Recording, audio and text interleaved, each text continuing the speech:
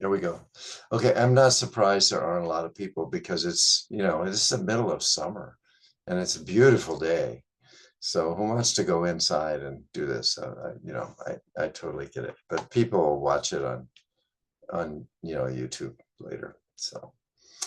Um, so I think we're kind of starting up again. And there's a couple of things I want to mention. One is classes will go on as usual, but sometime in September, there'll be a different link to log into, which will be the Taiji Center link. And the classes will be held for 6 or 7 weeks live at the Taiji Center and also on Zoom. And there are going to be 3 different teachers.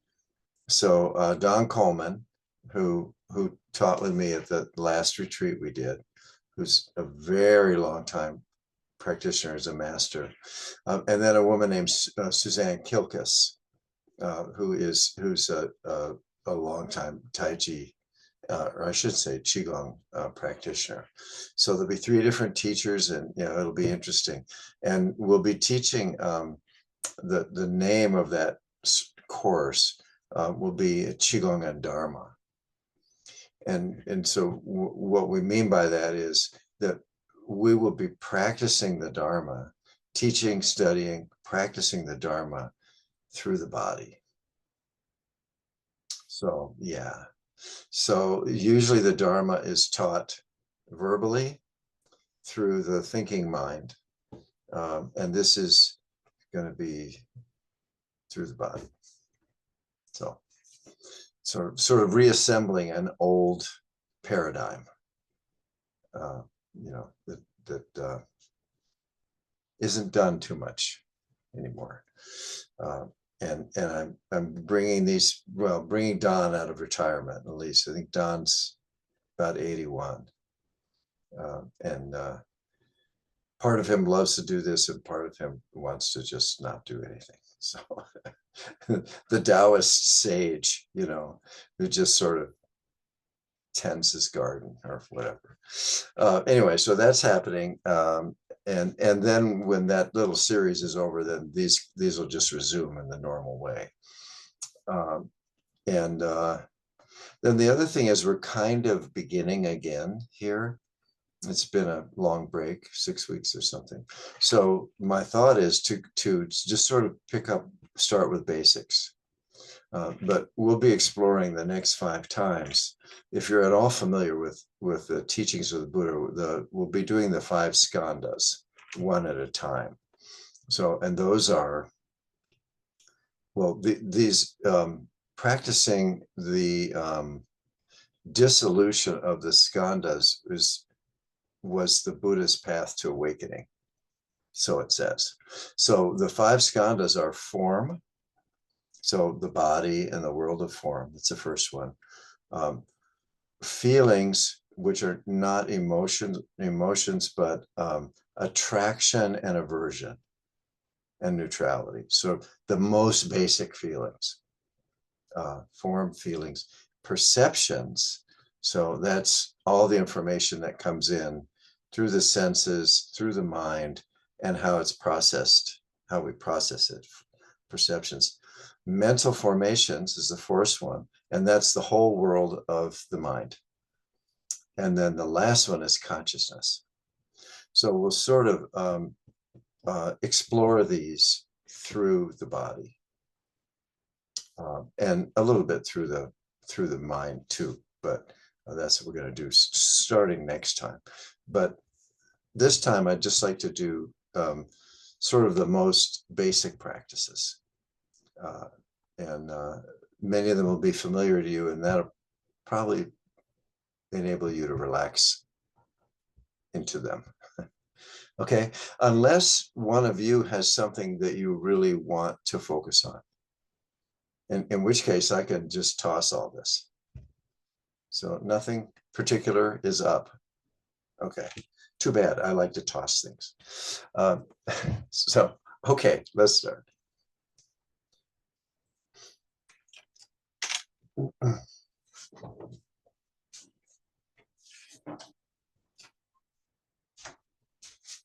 Oops, gotta put it on speaker.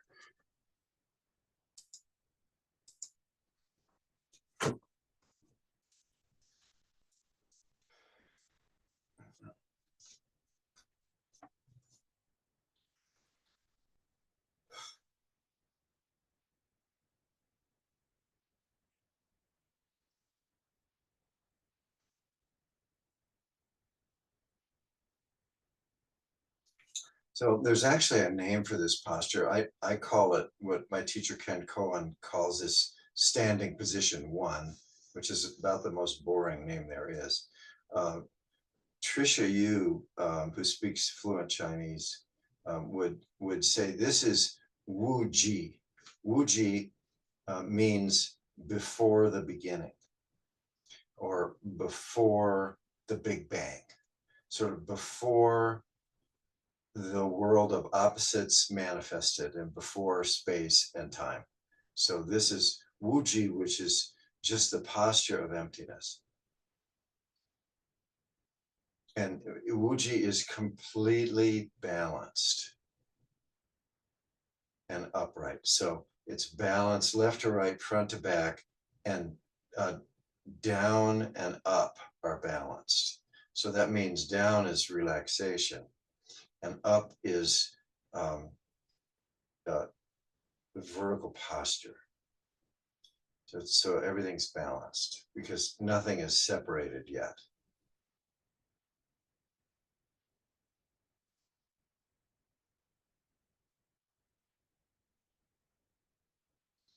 And so then taking a few breaths, deep breaths.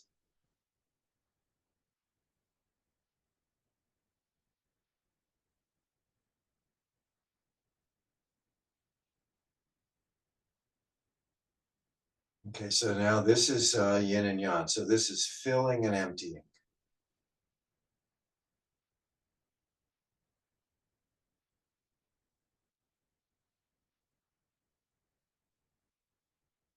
And it's also stillness, which is the posture, and movement, which is the breath. So the opposites co-arise. In breath and out breath co-arise. And stillness and movement co-arise.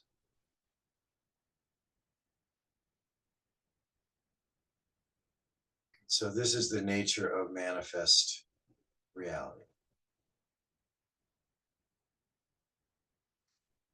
Okay, very good, very good. Now go ahead and break your stance. And let's just begin with Trembling Mountain.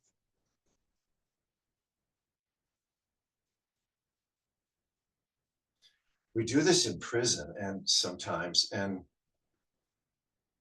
the first time that we do it in a group, they really, it's hard to imagine. They don't know how to do it. They can't, the place they're living is so stressful that they can't loosen up like this right away. And eventually they do, but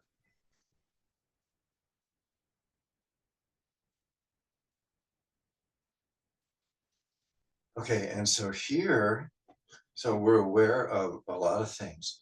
So we're aware of the movement, the body movement, on the exterior, the hands and knees and so on, and also inside. So all the organs are sort of moving against each other a little bit. They're kind of sloshing around a little bit inside. And you can kind of feel that, this kind of liquidity.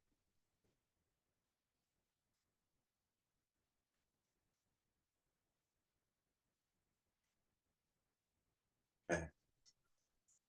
And then the intention here is to release, is to let go.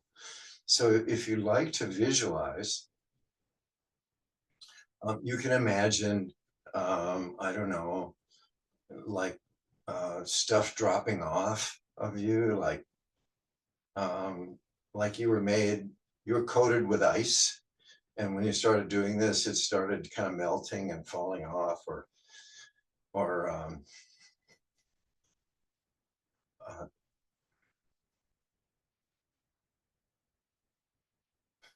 anything that says, that feels like letting go and releasing things, however that is for you.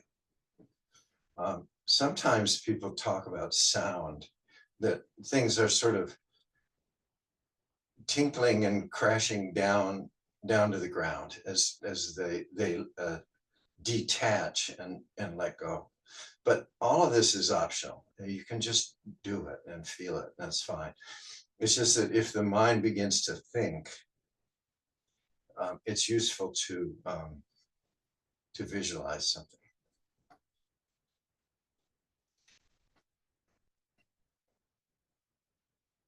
Okay, and then you can get, within the bounds of this, you can get a little freer, to get a little looser.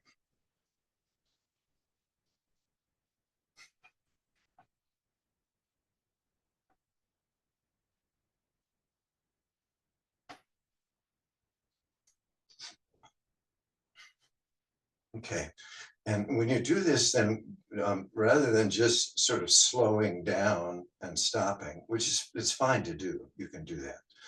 But the other thing you can do is to increase it, increase the intensity.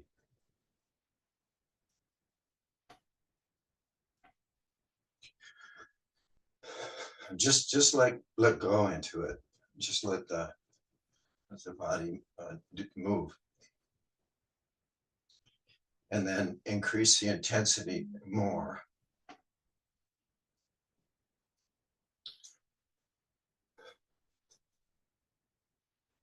Okay, a little bit more. Okay, all right, really good. Okay, and then on the count of three, let's stop. Okay, so 1, 2, 3.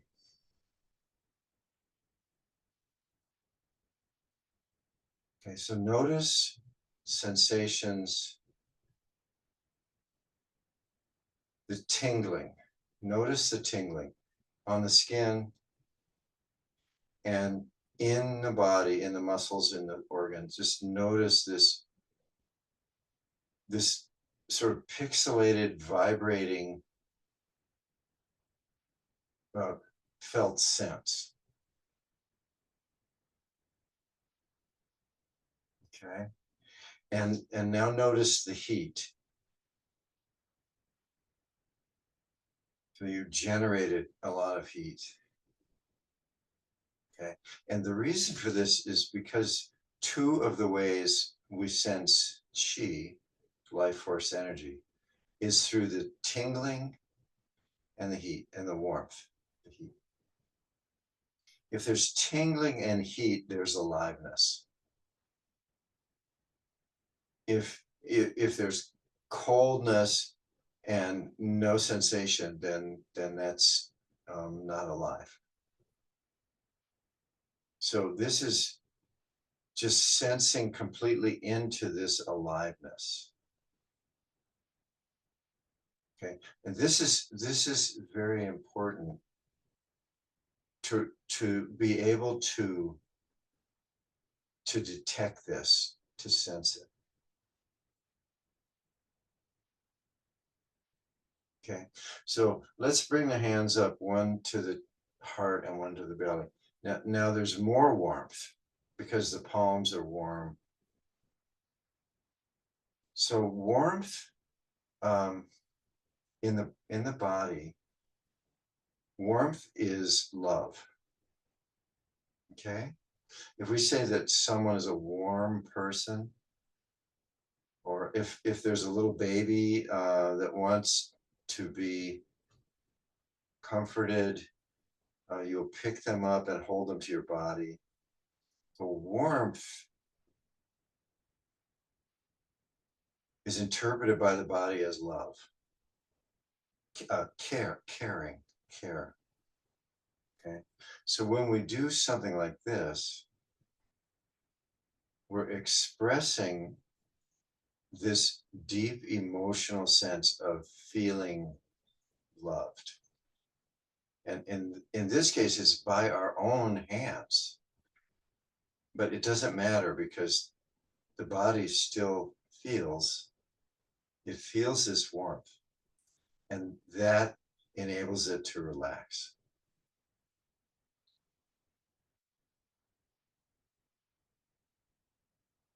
It's as if there's this little infant inside each of us that doesn't understand words, but really understands touch. So that's why this is the sleep position, the laying down in the bed, going to sleep position.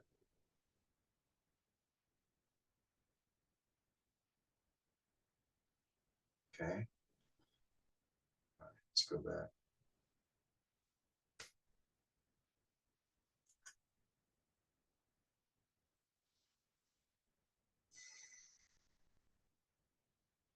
Now the tingling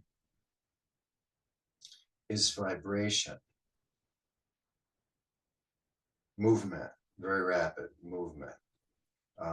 Things that are alive have rapid movement, and that's what creates the warmth.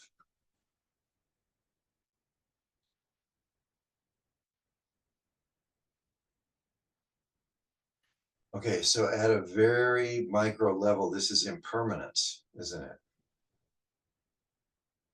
The body's not a thing. It's a million points in space that are tingling, that are vibrating, that are moving.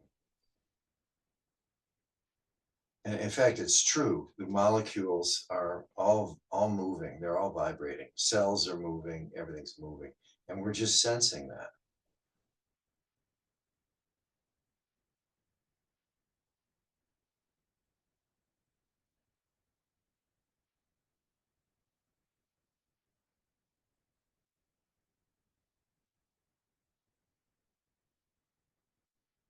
Okay. Okay, very good. Let's go ahead and break our stance a little bit. And let's go ahead and bow to the directions, because that all that we did is internal. And now we'll go. So so starting with the east.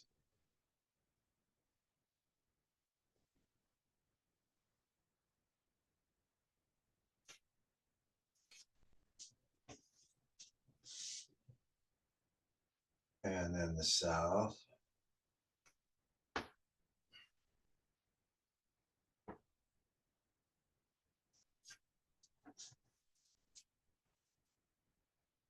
And then the west.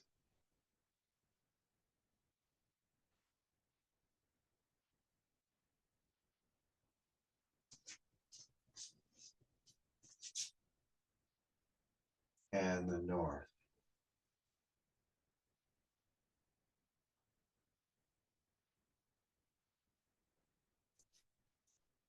And back to the first position. And so above, watch the hands go up and reach up. The hands are going right into the sky, right through the clouds. They're extending. The sense of reaching up is going up infinitely. Okay. Okay. And then below, so the earth.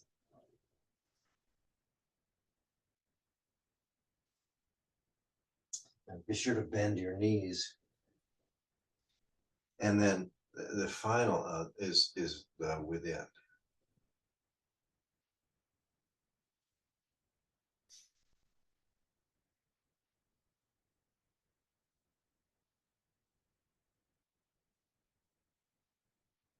Okay, so this harmonizes this being, this body, mind with the environment. Okay, so we're in context, so to speak, not separate.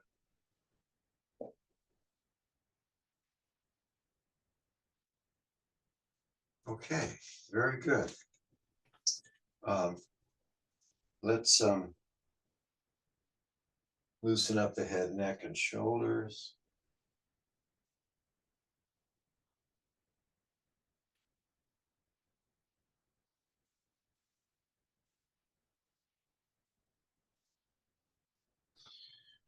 You probably learned this from me in a certain way, but you practiced enough, certainly, that you can do this however it feels right for you.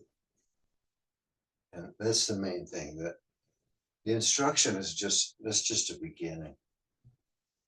So,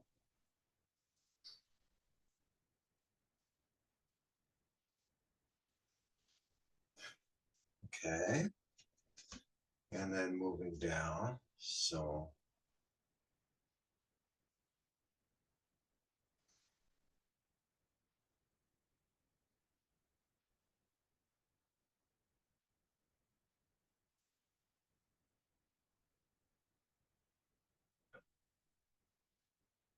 this is an expression of the breath.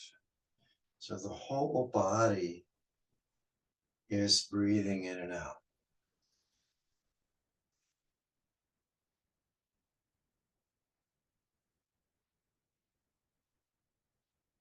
Just let the breath take you. Just let the breath move the body.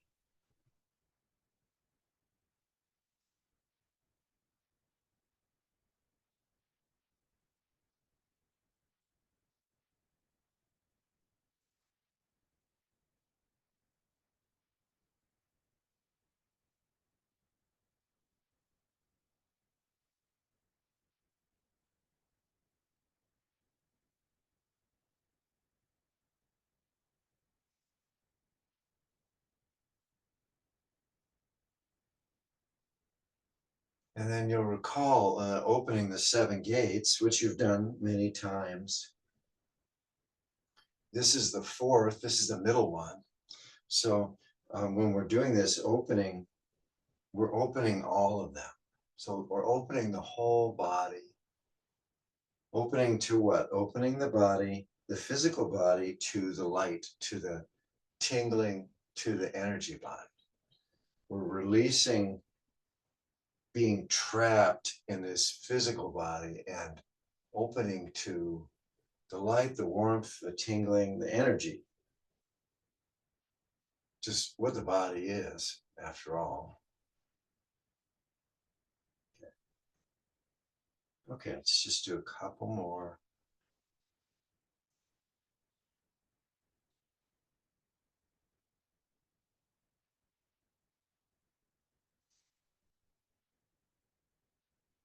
Okay.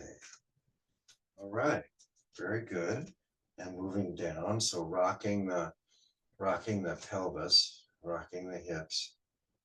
So if you can just feel or imagine the femurs come up and they have balls on them.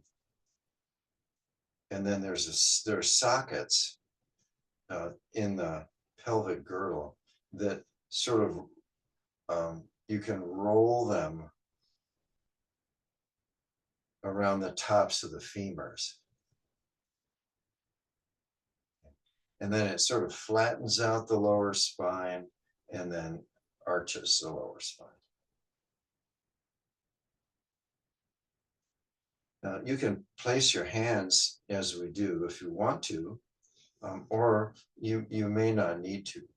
The placing hands, that's a good aid, and you can even actually push with your hands and do the movement. But after a while, you don't need to do it unless you want to. Okay, good. And now circling the hips.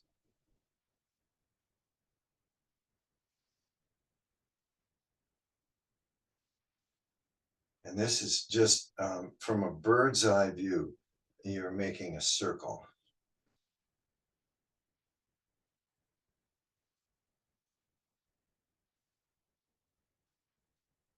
And then go the other way.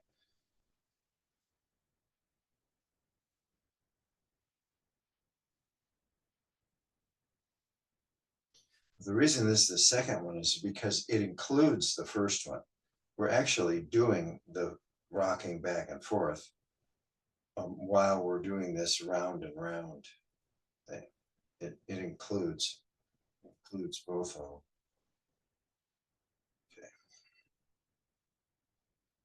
Okay, and this is the reason that we do this so many times so often is because this hip flexibility, well, let's just say it keeps us from falling on the ice in the winter or anywhere. But it's also for Tai Chi, it's essential for bringing power to the extremities. So if you're going to punch, for instance, or if you're going to kick, this has to be loose in order to do that. Okay.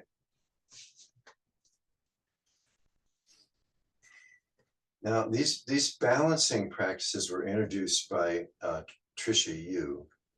These aren't traditional Tai Chi or Qigong movements, but they're boiled down from traditional movements. So for instance, a traditional movement might be this, or this.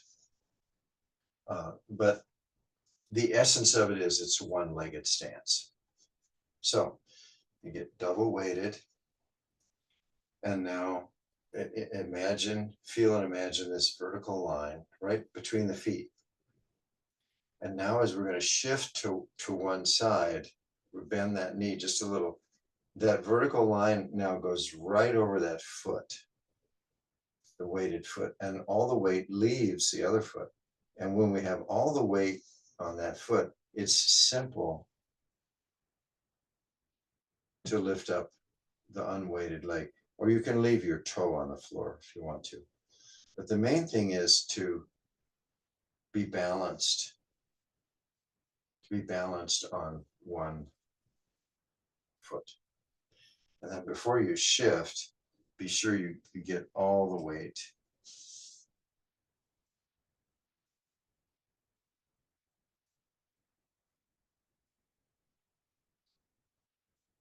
And then when you put the foot back, no weight. And then shift. And then try to keep this vertical. The tendency is, when we go over here, the tendency is to lean, to counterbalance it, but try to keep it vertical. And then, you can do all kinds of things with the hands. So this is a kick.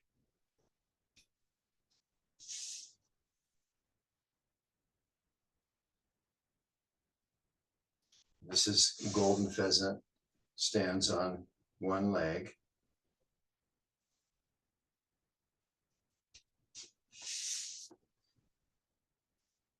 It's just more fun to involve the arms as well. One thing that Tricia teaches is you pretend there's a string connected from your wrist to your ankle, and then you can lift. Oops.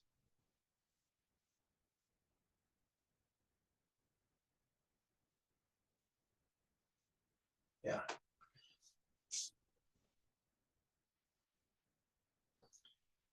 And according to her research, if you just do this a few minutes, even a few minutes a week, it's tremendously effective for improving balance and strength to some extent. Okay.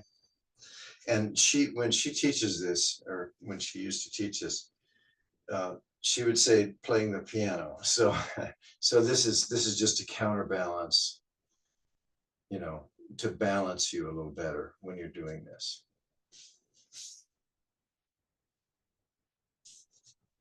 Okay. All right. Okay, very good. So now let's go into cloud hands. And here the palms are up and down as we're beginning with external. And we're going to turn in the direction of the upper hand, sink, flip the hands, turn that way, flip the hands. And you're going into one-legged here. Your toe is still on the ground, but you're shifting the weight left and right.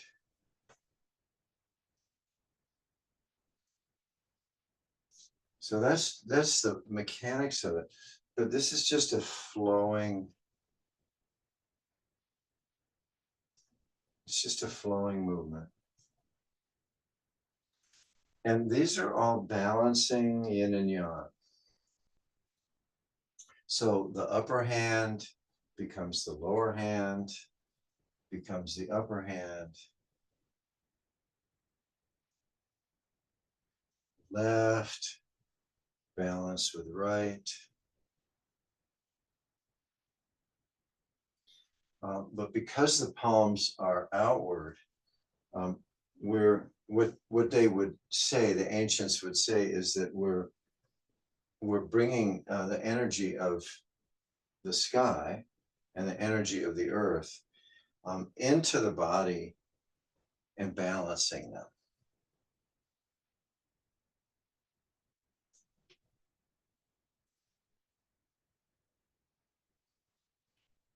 And then move with the breath. All these movements are with the breath.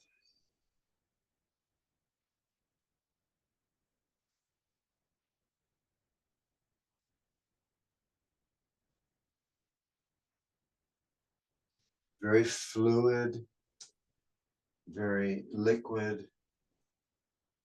So wave hands through clouds. Okay, very good. All right, now let's come to the center again and flip the hands so the palms are facing.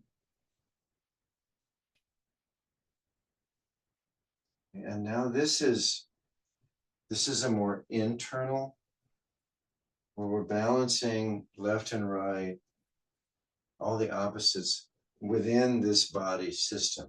So we're kind of creating a circle here.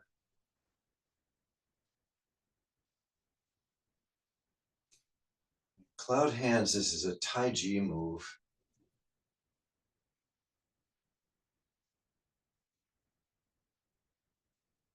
It's a martial arts move, actually.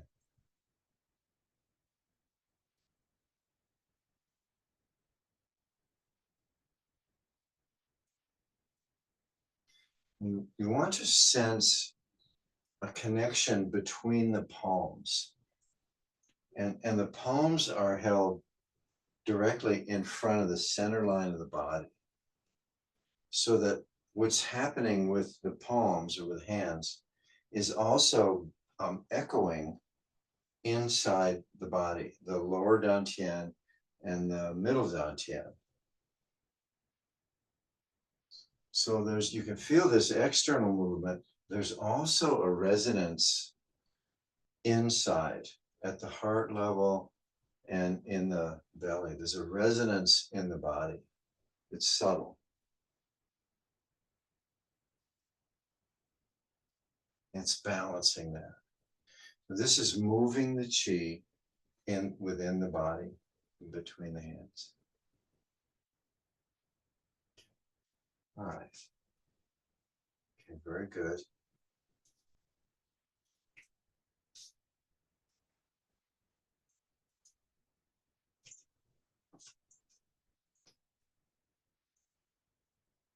And when you assume this Wuji position, you don't have to be stiff.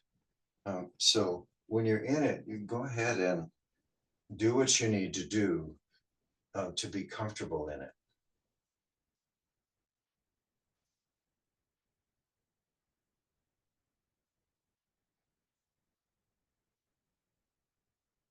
Okay, all right, very good. And let's go into the backwash, and we'll put our attention to the crown of our head. And if you like, you can kind of close your eyes or half close them and look up. Whatever you need to do to bring the attention right to the crown of the head. Now, this can be from inside the skull and feeling the crown of the head, or from above, looking down and feeling the crown of the head. So internally or externally, bring the attention there. And that's what leads the movement. So we tuck the chin, the back opens up, bend the knees, touch the ground. And just hang upside down for a minute.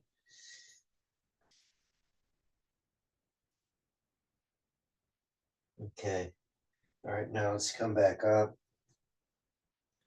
Okay. And before the chin lifts, that's when the hands begin. And the chin lifts. And we're pointing to the body, and then pointing up, way, way, way up, pointing out with all the fingers in all directions. Dip the knees, pointing down, in breath.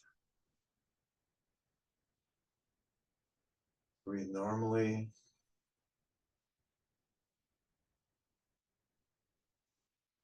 Out breath. Down.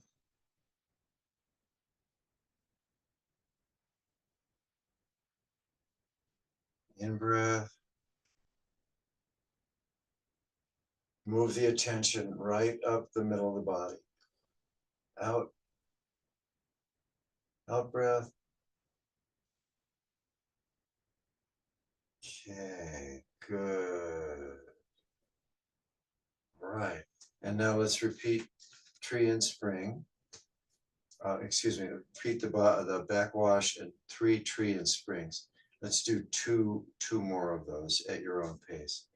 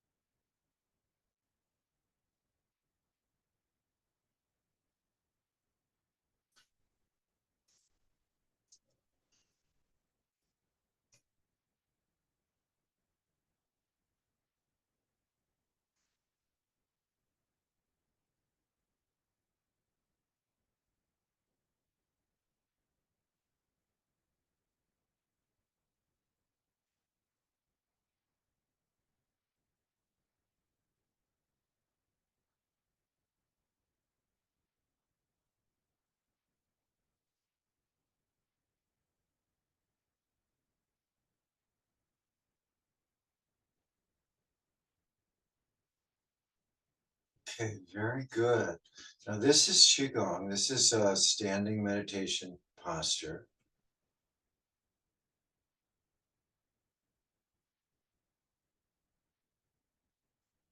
And this is highly recommended.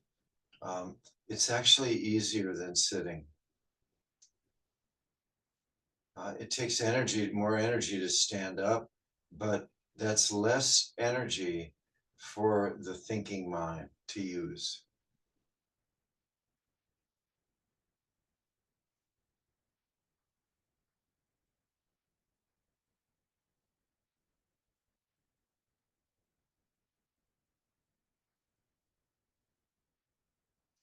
And there are many different things that can be focused upon. The tingling in the body, the warmth in the body, the posture, the coming and going of the breath,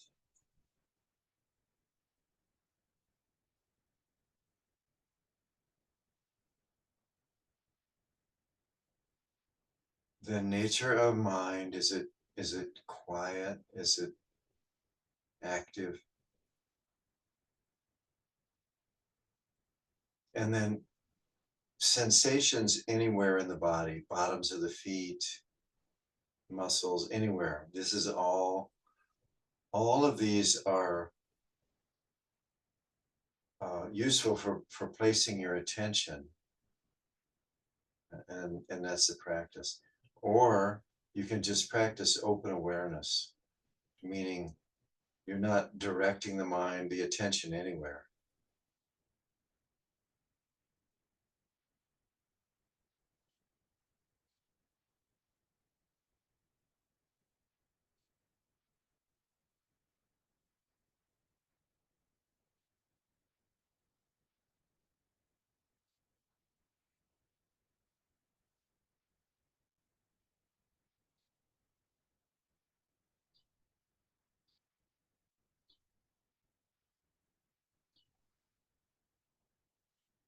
Okay, let's take a few more breaths. Go ahead and bring up your stool.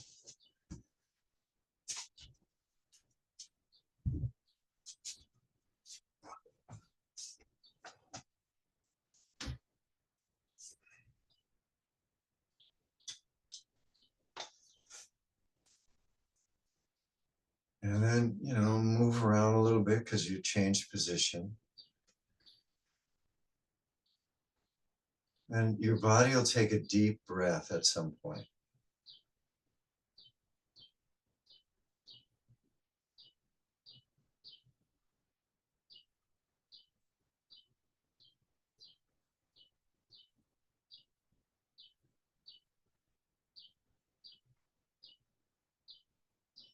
All right, let's just go ahead and close the eyes gently.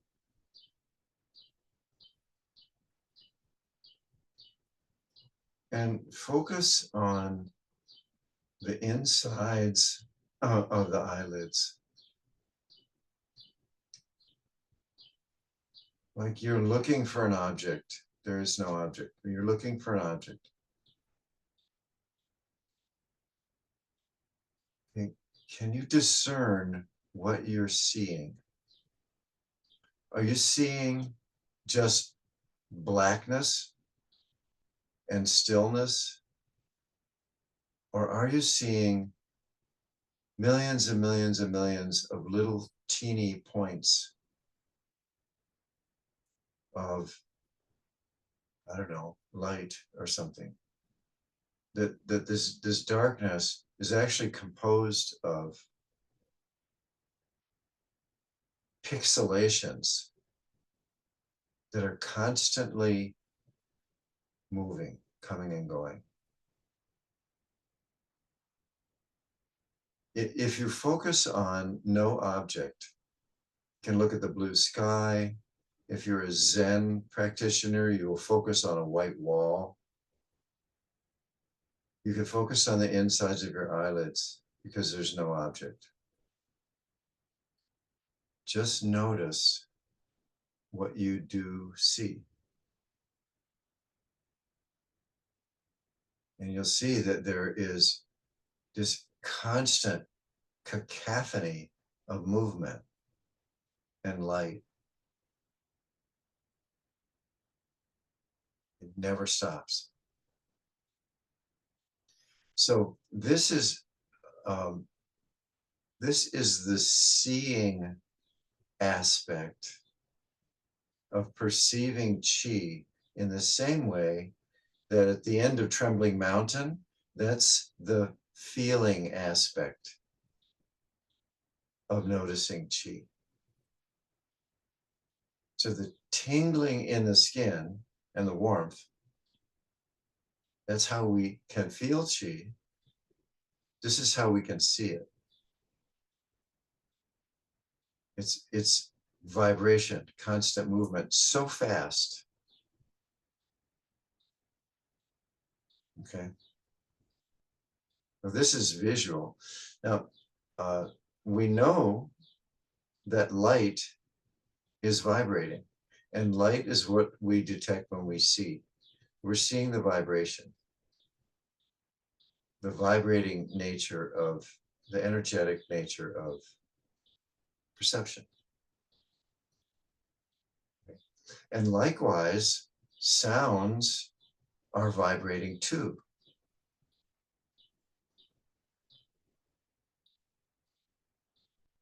All sensory information is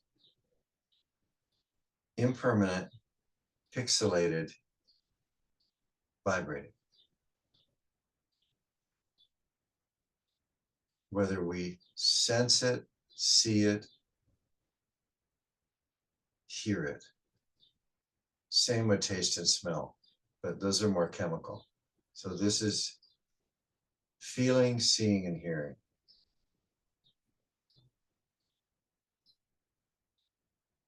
So the whole field is constantly vibrating.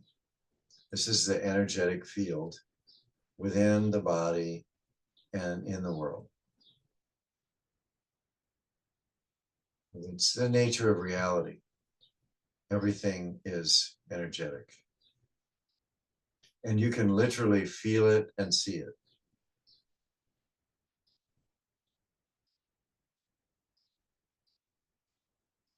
Okay, let's go to the next step.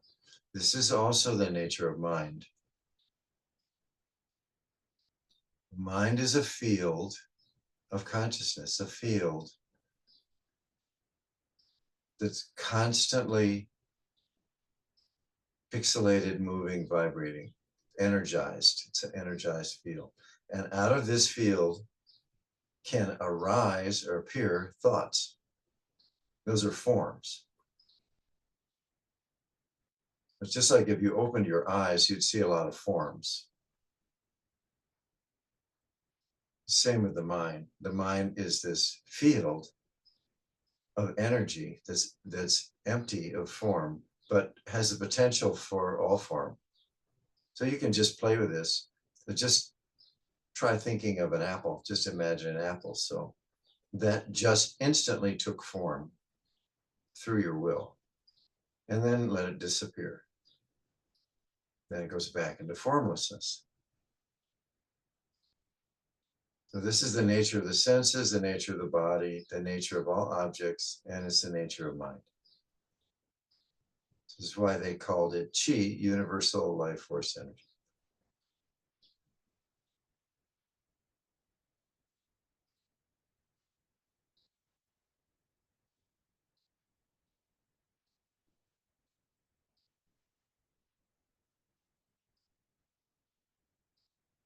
To be reminded of your oneness with everything, just sense into the Qi that you feel, or that you see, or that you hear.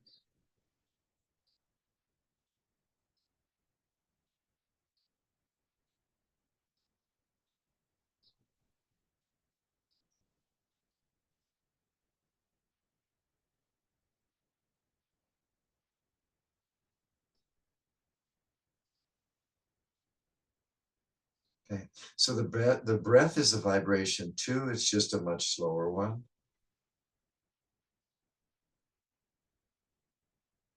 coming and going. The heartbeat is the vibration, slow one. And the whole body mind system is vibrating constantly at many different speeds.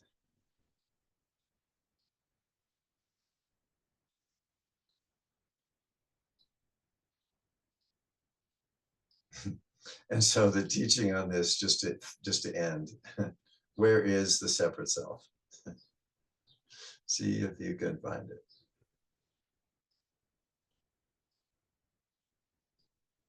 Okay, let's take a few more breaths.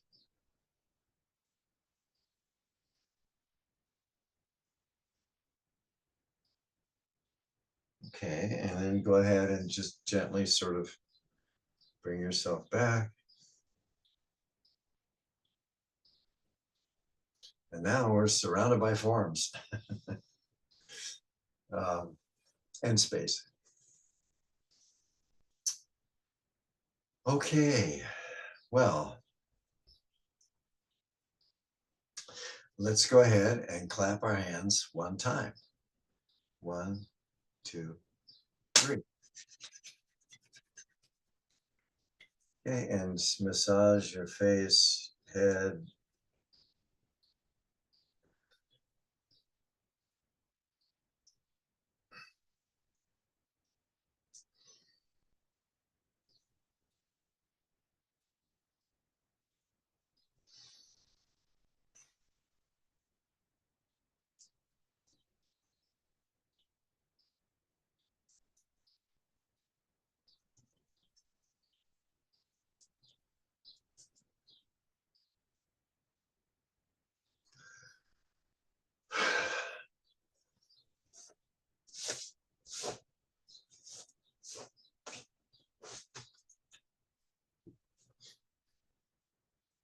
Okay, and tap your kidneys.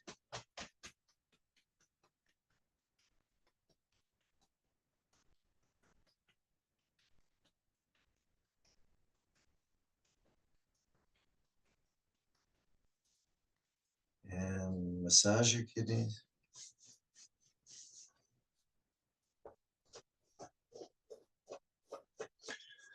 Okay. Well, thank you for your practice. May it benefit all beings. And if you'd like to stay for conversation, that's fine. And if you'd like to go, that's fine.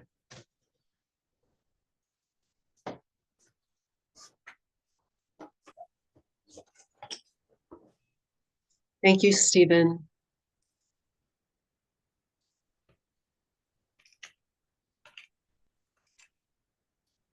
Thanks. Bye-bye. Have a good night. Yeah. Yes, you too.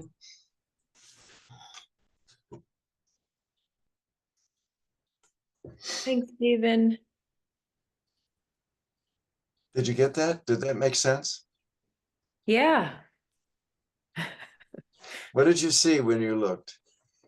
Well, I saw mostly darkness, but then occasionally little light flecks moving. And it seems to me like it's harder for me to see something behind my eyelids when it's light out in the room. Oh, so you can just cover. Yeah. But every once in a while I could kind of get that sort of fuzzy TV look. Well, even now, just even looking at the black, there's black below and above on my screen anyway. It's not uniform. It just appears, all flecked, or your wall looks like that, or your ceiling, or what's behind. I don't know. I've always seen reality this way since I was the littlest kid. Huh. And I wondered what it was. Like, what is all this? And I've never been able to name colors since then. Because the black isn't black. It's like a million colors. I mean, I can see that it's black, but it's not really. Anyway, Wow. I yeah. wonder if that contributes to your being an artist. I don't know, or being weird. I don't know. I don't know what it's. I just think it's the nature of perception. Yeah. I think people just don't think about it. But if you just look at the blue sky or look at a wall, look at something with no objects. Yeah. You and it's the nature of perception, you know. It's just doing this. It's doing this thing, this vibrating thing. Everything looks that way, at least to me. But I sort of wonder if other people get that or not, or Yeah. if they see that. That's why I asked you. I wonder if our brains like make a shortcut, like they make it look like there's the black box Hmm. so that it's like we can get through the day. Exactly right. Exactly right. And that's the skanda of perception. Mm, That's the mind framing everything. hmm. But just the direct bare experience, that's sort of what I'm pointing to. Hmm. Without any interpretation or without any past. Like, I've Hmm. never seen this before. I'm looking up like a little tiny kid. I'm looking up at the sky, and it's just wild. Mm, You know, and it's different every time, even if it's just a blue sky. wow. And that's just the nature. It's just the nature of perception. If it's direct, what I'm Yeah, saying. very cool. I don't Yeah. usually teach this. It was just three people, and you're all good practitioners and so on. So I just thought, oh, let's go there. Let's Yeah. let's see if it lands. I But you get appreciate. the tingling, right? I mean, the Yep. physical sensation, that's really clear. Hmm. And and the heat and the temperature and Yeah, the warmth. yeah. So Yeah. that's what's really important to understand, is that that's the nature of life. And if you're sitting and you're meditating, and your mind's wandering, all you have to do is feel the warmth. Oh, my body's warm. It's warmer than the air. Hmm. It's warm. In the middle of my body, it's really quite warm. And suddenly you're reassured. There's warmth. It's so deep. I Hmm. think it goes way back to being in the womb. I think the womb was warm and really comfortable, and Yeah. we still have those associations with it. Anyway, that's I that's my that's my view. it's great. I tend to think of that I'm the energy and not the body. What do you think of that notion? Like I tend to think that what I would call what is me, that it's not this stuff, but it's the chi, I guess. It's That's the what I feel chi. like is me. And when I can relate to that, then I also kind of relax. Just like just alive. And we know it all the time. Sometimes we got a lot of energy. Sometimes we're tired. We're totally aware of this, how much energy is in the body at any given time, you Mm. know. So, yeah, yeah, I think it's much because of the physical body just it's just disappearing all the time. Do you have a dog? You don't No. have a dog. Okay, so when I lived way out in the woods like you do, I don't know, maybe you don't, I lived out way out in the woods, 160 acres of woods, and I used to go out with my dog, and he'd run off, and I'd play a trick on him, you know, I'd hide from him. I'd hide behind a big tree or something and see if he could find me, because he wanted to know where I was. So he'd run off, and then I'd see him, and he's following, he's following his own trail back. And then he's sniffing and sniffing, and he comes right to me unerringly every single time, finds me without being able to see me. He's smelling like all the skin cells that have flaked off. That's what he's smelling. He's smelling like hairs that dropped off or something I touched and a little oil is on it. So well, the body's constantly like falling apart. Nothing. It's just sloughing off, right? And he could smell that, So that's like proof to me. That's wonderful. Yeah. So the body is forming and unforming constantly. So how could it be a permanent self? Mm, So it just makes us more flexible, I think, to think of Yeah. these things. Yeah. Yeah. Oh, I recommend a dog. I don't know, maybe you're not a I dog think person. we need a dog probably again. Kurt used to have a dog. Oh, Been a while. It's been many years. what kind of dog? What kind of dog did you have, Kurt? A coonhound. Oh, smart dog. Did it bay? Did it bay at the moon? Yes. Yeah. They're great. Unless you're the neighbor, then they're not so good. That's right. Very talkative dog. Oh yeah. My neighbor had one of those. Yeah. Very cute. Yeah. Well, yeah, I have a terrier. Oh, what kind of a terrier? He's a mutt. He's a mix. He's 19 years old. Oh my. Jack, he's 19. He's like 95. Wow. In people He's the years. elder. He's the elder. He's way older than me. Yeah. Yeah, he passed me quite a while ago. But he's doing great. Anyway, Good. yeah, I love dogs. Dogs are a thing for me. Dogs are great. Well, thank you so much. All right. Thanks for calling. Welcome Good to back. see you. Yeah. It was nice to be back in this space. Yeah. All right. Okay. All right. I Take gotta care.